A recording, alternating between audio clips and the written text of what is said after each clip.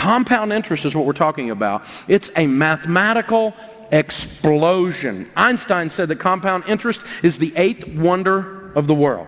Now, compound interest is simply this. You take your money down to the bank. Let's take this $1,000, and we take it down to the bank, and we put the money in the bank. Now, you leave it there, and it earns interest, and you leave the interest there.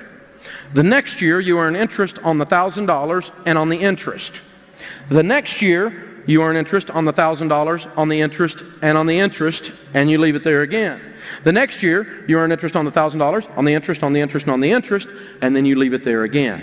That's what compound interest is. The trick with investing is you got to start, and you got to start right now. You got to get started. So we're going to get the $1,000 out of the way. We're going to get the emergency fund built as quickly as we can. We're going to get you out of debt, and then we're going to get you investing as fast as we can in these baby steps, because time needs to be on your side. Let me show you what I'm talking about. Let's look at Ben and Arthur for a minute. Ben starts saving money at 19 years old. He saves $2,000 a year. He does that all the way up until age 26. At age 27, you will notice Ben puts in zero. Say zero. At 27, he quits putting money in, but he's got the pump primed. The snowball is there. It's starting to roll down the hill, and every time it rolls over, it picks up more snow because it's a bigger ball each time it rolls over. Then his brother Arthur on the other side, he looks up and says, ooh, Ben's saving money. I need to save money. He starts saving money at age 27. Now, let's fast forward all the way to the end of the story at age 65 and see what happens. What happens is, at the end of the story, Ben has put in $16,000 and has ended up with $2,200,000. Arthur, who put in $78,000, only ends up with $1,500,000. The guy who put in $78,000 later ends up with $700,000 less than the guy who put in $16,000 earlier.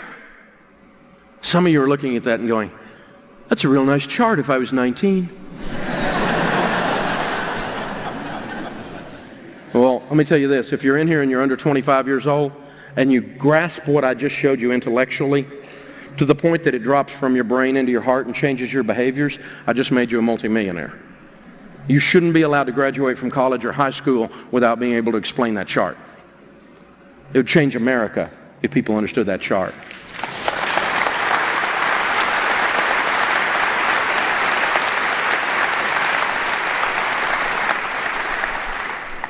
So what are we going to do?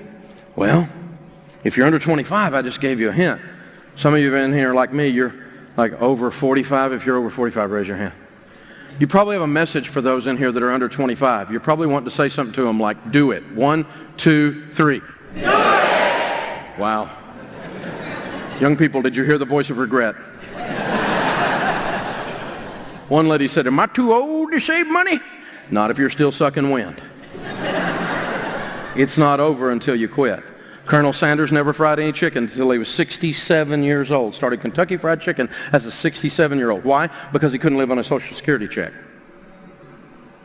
Grandma Moses never painted a painting until she was 85 years old. She did 1,500 works of art, 450 of which she did after age 100. A couple of summers back, my family and I was blessed to get to visit Rome, and one of the tours we went on was through the Vatican.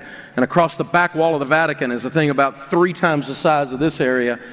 On the back wall, this masterpiece of the return of Christ at the end of times.